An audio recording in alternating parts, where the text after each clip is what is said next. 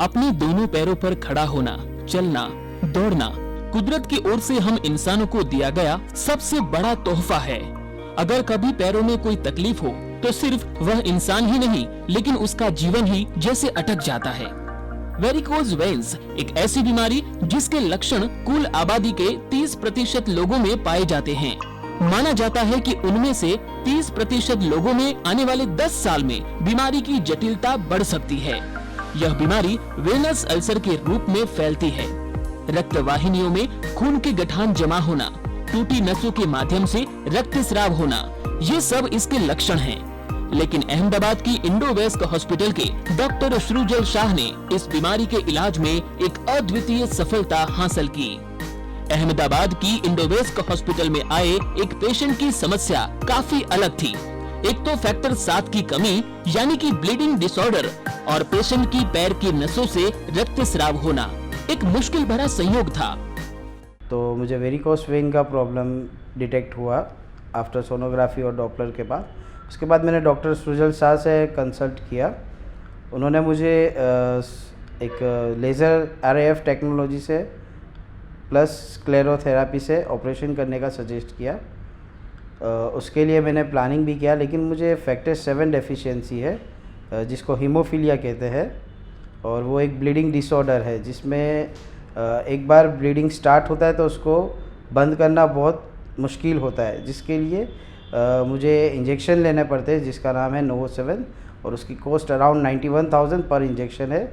Varicose veins का इलाज करने वाले सर्जन पिछले 10 साल से लेजर, RFA और फॉर्म स्क्लेरोथेरेपी का मिनिमली इन्वेसिव इलाज करते थे, लेकिन यह पेशेंट की समस्या अलग और गंभीर होने के कारण डॉक्टर श्रुजल शाह ने ग्लू का उपयोग करने का निर्णय लिया। बेशक इस तरह की सर्जरी गुजरात में अब तक कहीं नहीं हुई थी। निर्णय कठिन था, लेकिन इसके फायदे भी काफी हैं, जैसे कि यह प्रक्रिया में पेशेंट को एनेस्थीसिया देने की जरूरत नहीं होती। ये सिंगल प्रिक थेरेपी है, यानी कि एक छोटा सा छेद ही इलाज के लिए काफी है। सर्जरी खत्म होने के साथ ही पेशेंट खुद ऑपरेशन थिएटर से चलकर बाहर आ सकता है और सक्सेस रेट भी RFA और लेसर जितना ही है। आज मैं आपको बात करने जा रहा हूं एक ऐसे पेशेंट की जिसको वेरिकोज वेन तो थी, किंतु ब्लीडिंग डिसऑर्डर यानी कि फैक्टर 7 डेफिशिएंसी थी और उसके पैर में से ब्लीडिंग हो रहा था। और ब्लीडिंग डिसऑर्डर की वजह से ये पेशेंट में लेज़र या तो RF की जगह हमने एक ऐसी टेक्निक का यूज़ किया जिसको हम ग्लूट मेथड बोलते हैं।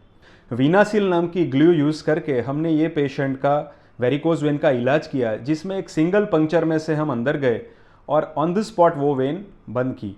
पेशेंट ऑपरेशन थिएटर में टेबल से उतर के खुद चल के बाहर आए।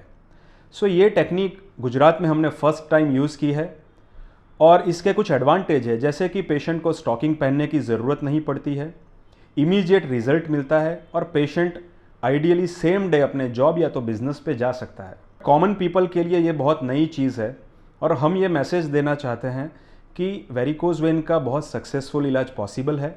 लेज़र और RF के साथ साथ वीनासिल जैसी ग्लू जैसी मॉडर्न टेक्निक को यूज़ करके हमने वो ट्रीटमेंट को रेवोल्यूशनाइज किया है और आगे भी इसका बहुत कॉमनली यूज़ कर सके वो हम एक्सपेक्ट करेंगे। Now my surgery has finished yesterday और आई एम रेडी। कोई कॉम्प्लिकेशन सर्जरी में नहीं आई है। जैसा कि मैंने बताया था आपको, मुझे फैक्टर 7 डेफिशिएंसी हीमोफीलिया है। मुझे कोई एक्स्ट्रा फैक्टर्स लेने की ज़रूरत नहीं पड़ी, कोई ब्लीडिंग नहीं हुआ, ब्लड लॉस नहीं हुआ और मेरी आसानी से सर्जरी फिनिश हो गई। VenaSeal glue is very effective treatment और सर्जरी। इसके फ़ायदे ये है कि पेनलेस है, किसी भी तरह का आपको पेन नहीं होता है, प्लस यू कैन जैसे मैं सर्जरी के बाद इजीली वॉक करके स्टेप्स चढ़कर अपने रूम पर आया हूँ, कोई प्रॉब्लम नहीं हुआ है। यह पेशेंट की बात से आप अंदाजा लगा सकते हैं कि ग्लू थेरेपी वेरिकोज वेन्स का इलाज कितना सरल और सहज है। हम उम्मीद करते हैं कि आने वाले समय में वीनासिल वेरिकोज वेन्स के इलाज के लिए एक बेहतर विकल्प साबित होगा।